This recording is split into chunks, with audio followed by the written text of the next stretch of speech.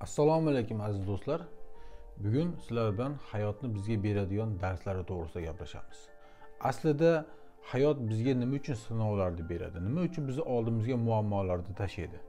Bu hamma sinovlari, bu muammolari biz uchun bitta dars.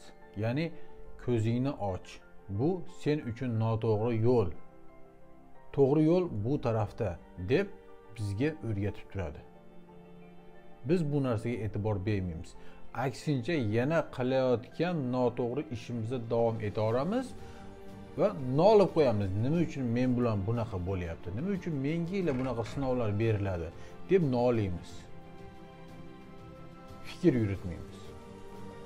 Tasavvur qiling, siz bir manzilga ketyapsiz.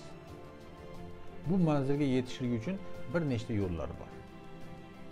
Birinchi yo'li tog'lardan iborat. Ikkinchi yo'li o'ydim chuqur toshlardan iborat. Uchinchi yo'li bir ravon tekis yo'llardan iborat. Siz ketayotgan yo'lingiz o'ydim chuqur toshli yo'llardan iborat. Safardasiz, atrofingizga qaraysiz, bu manzilga yetishlik uchun bir necha ravon yo'llar ham bor. Siz orzu qilasiz va havas qilasiz mana shu yo'llar bilan borishlikni. Aslida bu yo'lga o'tishlikka sizda harakat yo'q. Nima uchun? Xohish bor, harakat yo'q. Siz ketayotgan yo'lingizga rozisiz. Shu yo'l ham sizni qoniqtiradi. Ana shu manzilga borishlik uchun. Qiyinchiliklari bor.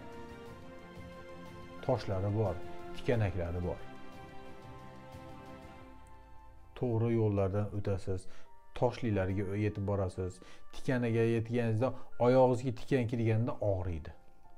Bu og'riqqa chidamasdan bu yo'l men uchun noto'g'ri yo'l ekan deysizda, o'zingizda kuch to'plab turib ravon yo'lga o'tasiz. Agarda kuchingizni to'plab shu yo'lga o'tishga harakat qilmasangiz, yana davom etasizda qaysidir bir botqoqqa tushib botasiz. Tushuntira oldimmi? Demak, hayot sinovlarida bu oyog'ingizga kirgan tikan siz uchun sinov. Bu yo'l yaxshi yo'l emas degani. Yo'lingni topib ol deyapti. Yo'lingizni nima qildingiz? Topdingiz. Faqatgina aql egalari bu yo'lni topa oladi. Aslida hayot bir necha ketma-ket sinovlardan iborat. Bizga sinovlar beriladi. Bizga sinovlar ketma-ket beriladi. Bu sinovlarni biz o'zimiz uchun dars deb bilishimiz kerak. Qachonki berilgan darslikni biz o'zlashtiramiz, keyingi dars beriladi.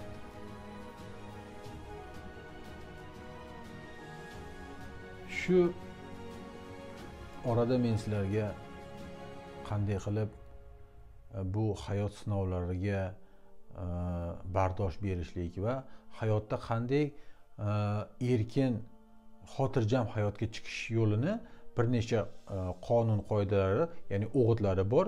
Shular haqida sizlarga aytib beraman. Albatta bu sizlarga qiziq bo'ladi va bunga amal qilib yashasangiz, siz xotirjam hayotga erishasiz.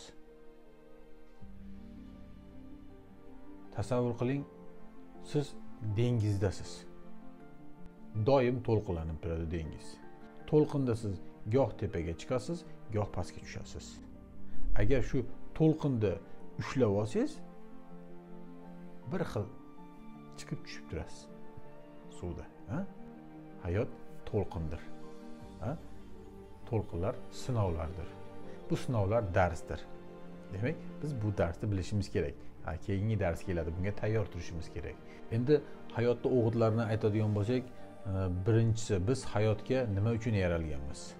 Biz hayotda sinovlar uchun, o'rganish uchun yaratilganmiz. O'rgatuvchini o'zi hayot. Hayot bizni o'rgatadi. Tushunarli bo'ldimi?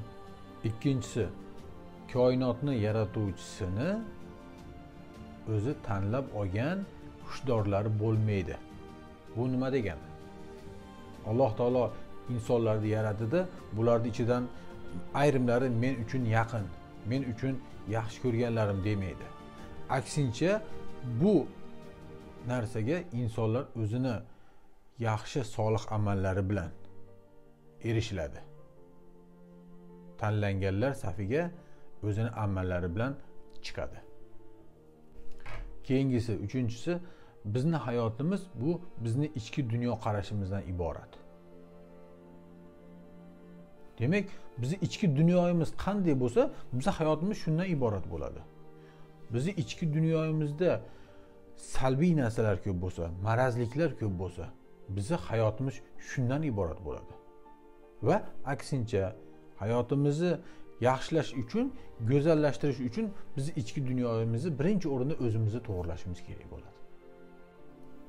To'rtinchisi, mol dunyo boylikka qanchalik berilganimiz sari bizni hayotimiz shunchalik orqaga qarab ketadi. Qur'onda ham Alloh taolo aytib o'tadi, mol dunyo dumi yo'q eshakka o'xshaydi. Buni orqasidan quvlasangiz, sharmanda bo'lasiz. Buni tuta olmaysiz. Agar yana ham bir soddaroq qilib tushuntiradigan bo'lsam, bir tez yurar mashinada bir trassada to'g'ri yo'lda ketyapsiz. Sizni oldi labovingizdan quyosh ko'rinib turibdi, bir go'zal holatda yoki oy ko'rinib turibdi. Siz quvlab yetib, shunga yetib olaman deb harakat qilsangiz, ko'p narsadan qolib ketasiz, bunga yeta olmaysiz. Bu mif, afsona bu. Hech qachon mashina bilan quvlab oyda yeta olmaysiz. Aslida sizga ko'rinib turadi. Yana bir tomondan aytishimiz mumkinki, boylikka erishishlik, boy badavlat bo'lishlikdan hech kim qaytarmaydi. Bunga ruxsat berilgan, taqiqlanmagan. Lekin bunga o'ziga yarasha yetishishlik yo'llari bor. To'g'ri yo'llar bilan, halol yo'llar bilan yetishlik, mehnat bilan yetishiladi. Quvlab oson boylikka hech kim erishilmaydi. Beshinchisi, butun fikrimizni ma'lum bir narsaga qarasak, o'sha narsa bizni ko'zimiz oldida rivojlanishni boshlaydi. O'zgarayotganini sezamiz. Aslida bu narsaga e'tiborimizni qaratmaganimiz vaqtida ham o'zgarib, rivojlanib kelgan. E'tiborimizni qaratdik, buni sezishni boshladik. Shuning uchun atrofimizdagi borliqni sezib o'rganib turishimiz kerak. Faqat bitta narsaga yo'nalishimiz kerak emas. Ko'p narsalar bor. Bittasiga e'tibor berib, ikkinchisiga e'tibor bermasangiz, ikkinchisini o'zgarishini sezmay qolasiz. Oltinchisi, qalbimiz nimani xohlasa, qanday xohlasa, shunday yashashga o'rganishimiz kerak. Bundan to'g'ri fikr chiqaringlar. Men o'zim xohlagan narsamni qilaman degani emas bu. Bu shu narsaki, bizni tabiatimizda bor narsani tashqariga chiqarishimiz kerak. Va bu narsani chiqarayotganda atrofimizdagi odamlar nima fikr bildirar ekan, nima deydi ekan degan xayol bilan qilish kerak emas. Borini chiqaring. Ularning fikri sizni qiziqtirmasin. Bunga misol keltirsak, biron bir aktyor rol o'ynayapti. Rol o'ynayotganda sidqi dildan bor narsasini ko'rsatadi. Agar birontasiga o'xshataman deb o'xshatib qilmoqchi bo'lsa, u albatta o'xshamaydi. O'ziniki bu o'ziniki, birovniki u birovniki. Keyingisi, Alloh osmondan tushib, ana endi senga o'zgarishingga, omadga erishishingga ruxsat beraman demaydi. Bu nima degani bu? Biz qilayotgan mehnatimizga albatta o'zimiz erishamiz. Yutuq bizniki bo'ladi. Bizga birov bo'ldi, endi senga ruxsat, endi omadga erish demaydi. O'zimiz mehnatimiz bilan erishamiz. Keyingisi, qanday qilib insonlarni sevish mumkin? Bu oddiy. Ularni boricha qabul qilishimiz kerak. Har bir individual odam o'zini hayotini o'zi yaratadi. O'ziga yoqadigan holatda. Biz uni qanaqa holatda bo'lsa, shunaqa qabul qilsak, biz u insonni qabul qilgan bo'lamiz. Tushunarli bo'ldimi? Keyingisi, bizni hayotimizdan maqsad boshqa insonlarning hayotini o'zgartirishdan iborat emas. Asosiy maqsadimiz biz o'zimizni o'zgartirishimiz kerak. İnsanlarni boricha qabul qilishimiz kerak. demak birovlarni o'zgartirishga harakat qilishimiz kerak emas. Buning uchun o'zimizni kuch-quvvatimizni, energiyamizni sarflashimiz kerak emas. O'zgartira olmaymiz. Shu bilan bugungi suhbatimizni yakunlayman. Albatta o'zingizlarda fikr mulohazalar bo'lsa kommentariyalarga yozib qoldiringlar.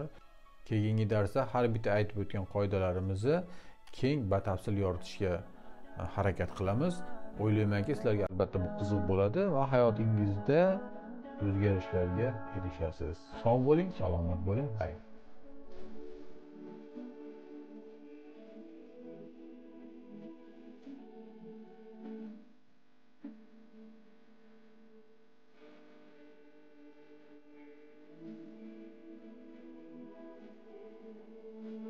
عروسة رجال يبرزها نجما يشع في أنوار وأنوار بارك جاءت على نار زوج النقاء بذات جوار